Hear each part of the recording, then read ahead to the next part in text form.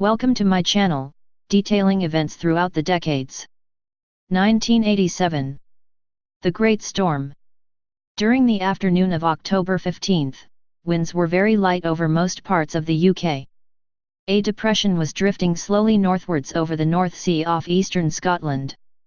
A trough lay over England, Wales, and Ireland. Over the Bay of Biscay, a depression was developing. The first gale warnings for sea areas in the English Channel were issued at 6:30 on October 15. 4 hours later, severe gales warnings were issued. At 22:35 winds of force 10 were forecast. By midnight, the depression was over the western English Channel. On October 16, warnings of force 11 winds were issued. The depression now moved rapidly northeast, reaching the Humber estuary at around 5:30. In the sea areas, warnings of severe weather were both timely and adequate, although forecasts for land areas left much to be desired. Warnings of severe weather had been issued, however, to various agencies and emergency authorities, including the London Fire Brigade. The most important warning was issued by the Met Office to the Ministry of Defence at 1:35 on October 16. It warned that the anticipated consequences of the storm were such that civil authorities might need to call on assistance from the military.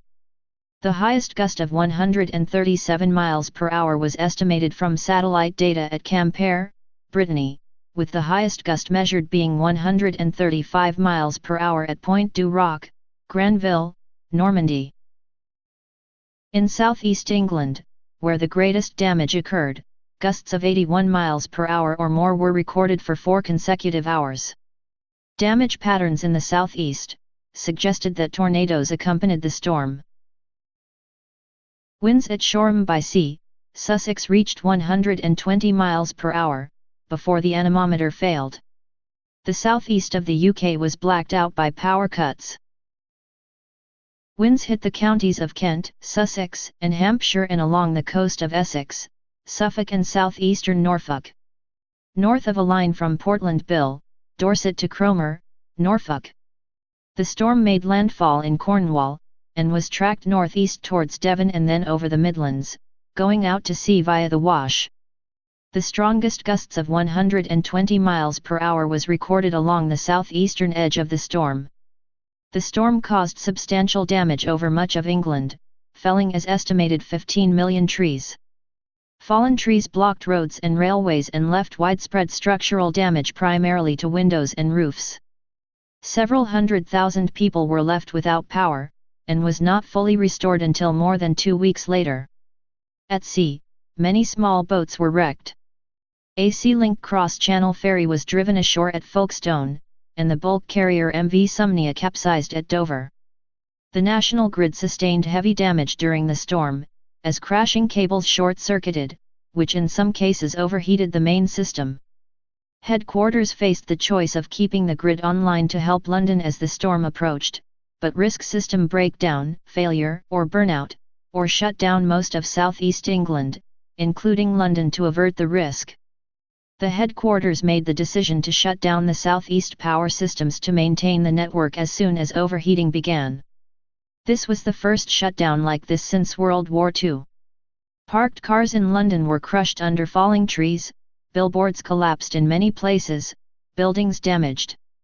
The following morning, the BBC's largest broadcasting site, Lime Grove Studios, was unable to function due to a power failure. Breakfast time programs were broadcast from emergency facilities. People were advised against trying to go to work.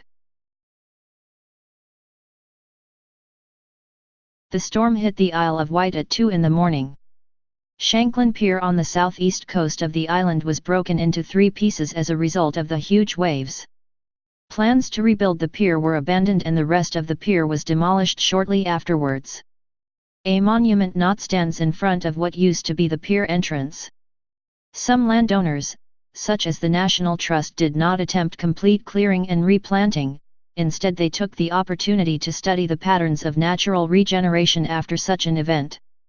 A number of wild boars escaped from captivity during the storm. These boars have since bred and established populations in woods across southern England. The Met Office was severely criticized by the national press for failing to forecast the storm correctly.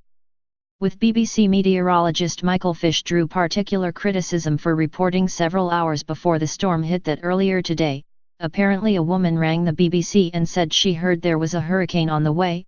Well, if you're watching, don't worry, there isn't, but having said that, actually the weather will become very windy, but most of the strong winds, incidentally, will be down over Spain and across into France. In the wake of the storm, the Met Office set up the National Severe Weather Warning Service. 18 to 22 people were killed, with many more being injured.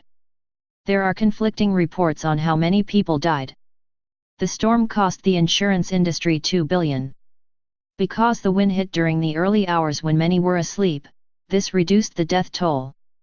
On October 16, 2017, it was the 30th anniversary of the Great Storm. Forever remembering those who died in the Great Storm, and all those who were injured. May you never be forgotten. Please subscribe to my channel, to view other events throughout the decades. Thank you for watching, and learning about events throughout history.